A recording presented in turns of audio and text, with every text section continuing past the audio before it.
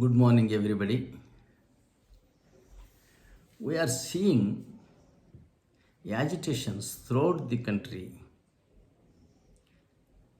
by certain castes demanding for 52% reservations for the backward castes based on their ratio of population in the country. I am eager to inform you that BC means backward class. It does not mean backward caste. We should not call any caste as backward caste. If you call them so, it is an insult. The Constitution provided reservations in the legislatures to scheduled castes and scheduled tribes under Article 330 and 332.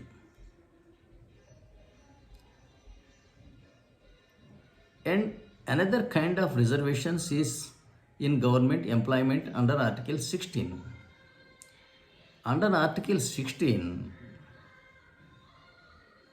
it is provided that the state shall not discriminate people based only on caste, community, creed, region, religion, language, sex, etc. This is a positive prohibition. When it is a positive prohibition, whoever crosses it will be a criminal, in fact. But however, an exemption was provided under Article 16 and Clause 4 that it shall not prevent the state from keeping reservations in government employment which caste, in the opinion of the government, is not adequately represented in government employment. So you should call a potter as a potter, a carpenter as a carpenter, blacksmith as a blacksmith, goldsmith as a goldsmith, and washerman as a washerman, or whatever name, caste name they have, they belong to that caste, but they don't belong to backward class. Backward class is the list of castes which are entitled for reservations in government employment, that if such caste is found not to be adequately represented in government employment, such caste may get reservation in employment by adding that caste into backward class list. Unfortunately, certain castes by birth are being treated as backward caste, and some others are treated as some other castes, and scheduled tribes and scheduled castes. Scheduled caste is not an insulting word, but backward caste is definitely a derogatory term. Even for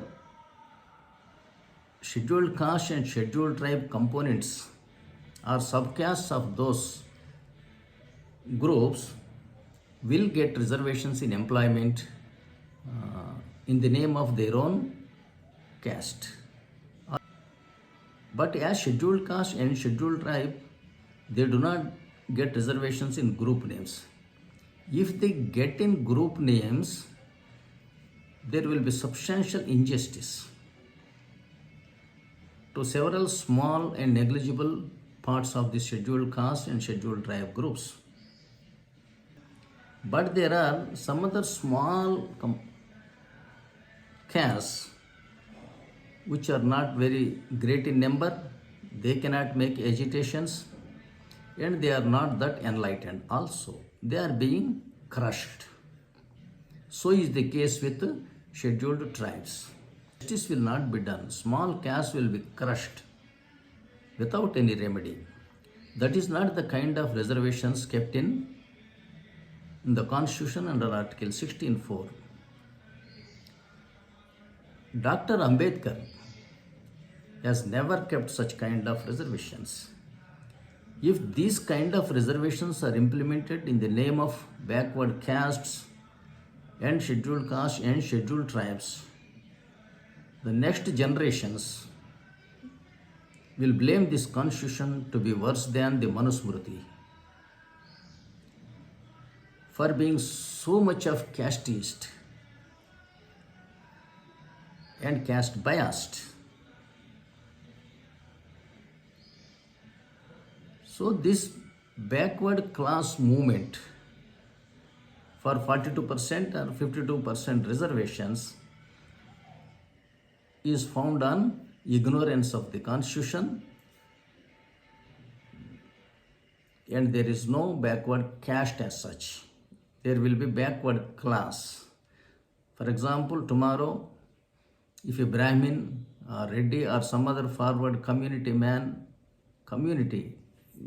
becomes too poor to sustain themselves, and if they are not adequately represented in government employment, such castes may be included in the backward class list under Article 341. Whereupon this Brahmin community also become a member of component of the backward class list. But they remain as Brahmins only, whether you call them whether forward or backward, whatever. If they are included in BC list, they will get reservations in government employment. Thus, OC is not one group.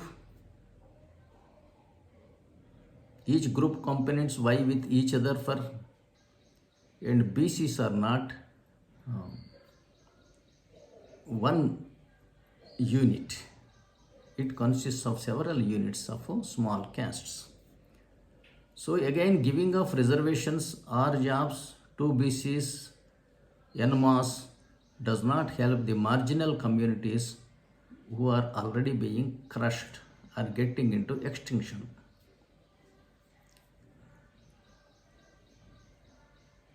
People should achieve such kind of separatist movements. We can see the example of Pandavas. Dharmaraj was a monarch before going to indulge in the game of dice. First he lost his money, then he lost his kingdom, then he lost his family members, and finally he lost himself. As a result, they got insult in the court, and then they have to live in the forest like tribes for about 11 years. And then for 1 year they served as servants in King Virat. But the lesson to learn from this episode for the BCs, SCs and STs is that these Pandavas did not relinquish their character as the kings or the rulers or the fighters for dharma. When they returned to Kurukshetra to fight Kaurava army, they came with about 7 lakh soldiers and the attendant paraphernalia. They have not come alone to fight. Likewise, these scheduled castes, scheduled tribes and backward class communities should come together to wage Kurukshetra and to regain their power. They may get, if they fight in the name of their caste, I am sure they will get rations, pensions and reservations, but never power to rule. In fact, all these communities were once rulers.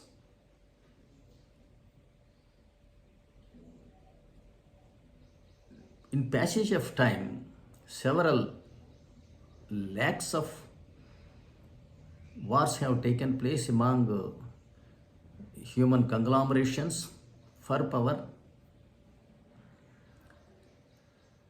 In this course of wars and aggressions, some castes become rulers, some castes become the downtrodden or oppressed. Whoever is lost in the wars, they will be killed, they will be annihilated. Their kingdom is grabbed, their money is grabbed, their properties are grabbed, their women are grabbed, and they are insulted. They have to live here and there in poverty and oppressed.